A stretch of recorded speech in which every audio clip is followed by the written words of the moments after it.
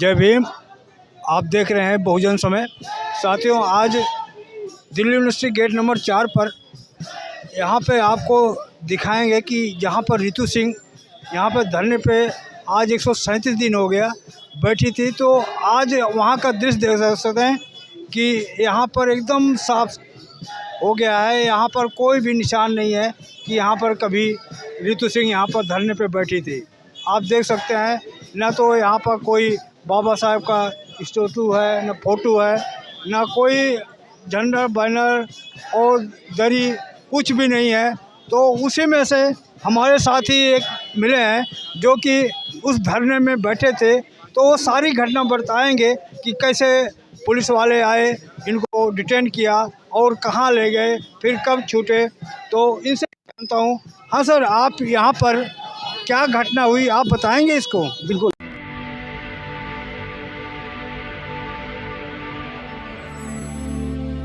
बिल्कुल।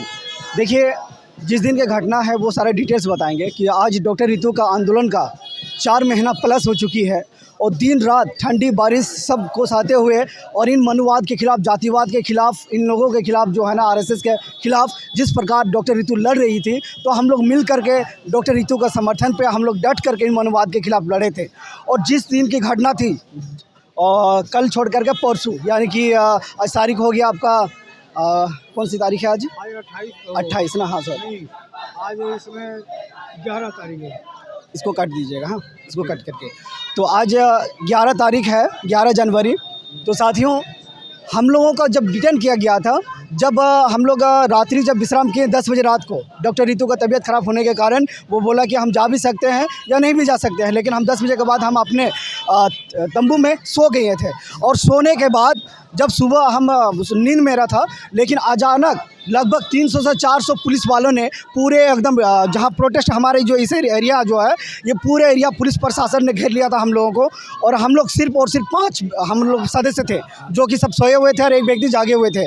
अचानक दिल्ली पुलिस आए और आने के बाद हम लोगों को इस तरह पकड़ते हुए जबरन उठा करके हम लोगों को लेकर जाने लगे। उसी बीच जो हमारे बाबा साहब का प्रतिमा, भगवान बुद्ध का जो प्रतिमा थे जो वहाँ पर रखा हुआ था, उस सबको लाठी से मारने लगे और ज़मीन पे फेंक दिया जाते थे। तो ज़मीन में फेंकने के बाद वो बाबा साहब का प्रतिमा, हमारे भगवान बुद्ध का प्रतिमा जो है ज़मीन पे फेंका गया। ये हम लोगों के लिए बहुत तकलीफ़ लगा, जो कि ये बहुत ही गंदी हरकत किया है ये दिल्ली पुलिस ने।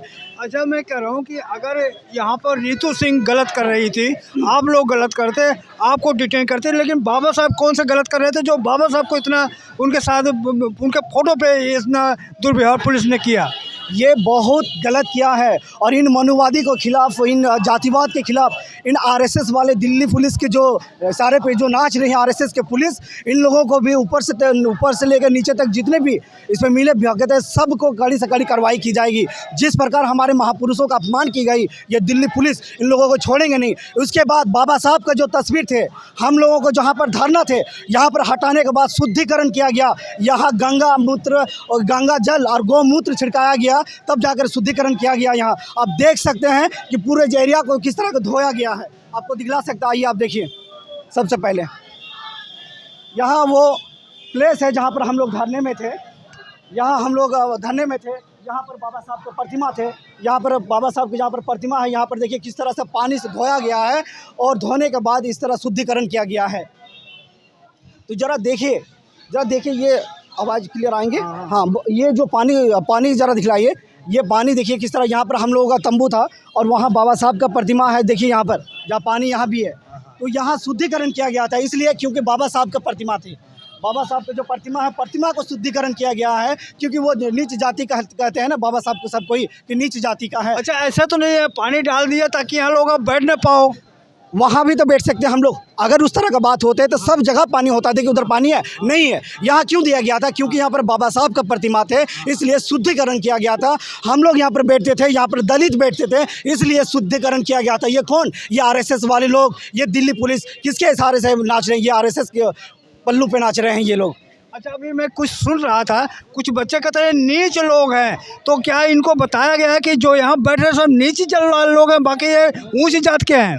देखिए, अगर अगर नीच अगर बताए गए हैं तो इन लोगों को ये बताने का प्रयास करेंगे कि नीच जाति अगर हम लोग हैं तो आप पूरे खुले आम आकर के बताएं, उनका हुलिया नहीं बदल देंगे तो फिर बोलिएगा। तो आप देख सकते हैं कि किस तरह से जो रितु सिंह के साथ बटे जो घटना है आप बता सकते हैं कि किस तरह से ये सारी घटनाएं बताए हैं, और अंत में आप क्या कहेंगे सर? अंत में यही कहेंगे कि जिस प्रकार अत्याचार हो रही है डॉक्टर रितु को खिलाफ, इस जिस तरह इनके ऊपर कार्रवाई की, उठा करके डिटेन किया, हम लोगों को डिटेन किया दिल्ली पुलिस ने, और रात्रि 1 बजे बिना मतलब सभी का सामने हम लोगों को एक एकांत जगह में ले जा करके छोड़ा गया है। इसके लिए हम लोग जवाब देंगे, दिल्ली पुलिस को जवाब देना होगा, गृह मंत्री को जवाब देना होगा, जिस प्रकार डिटेन किया, बिना नोटिस पे डिटेन किया। अमित ग्रह जी को वो जवाबदाही होना होगा कि किस तरह डिटेन किया बिना नोटिस। लेकिन जैसे कह रहे हैं कि ये धारा 144 लगी है, इसलिए आप लोगों के यहाँ से ट्रेनिंग किया गया। अगर 144 का धारा लगाई गया है तो दिल्ली पुलिस दिखाए ना कि कहाँ है 144 का धारा। नहीं दिखा पा रहे हैं, क्यों नहीं दिखा पा रहे हैं? है ही नहीं है, ये झूठ बोल रहे हैं, और झूठ बोल करके हम लोगों को हड़काने के चाहते हैं। हम लोग अम्बेडकरवादी नहीं हटते हैं, नहीं डरते हैं, इन लोगों मनुवाद के खिलाफ, RSS के खिलाफ नहीं डरते हैं। डॉक्टर रितु मेरे को बुला रहे हैं, बाद में वार्ड देते हैं। जय भीम। धन्यवाद।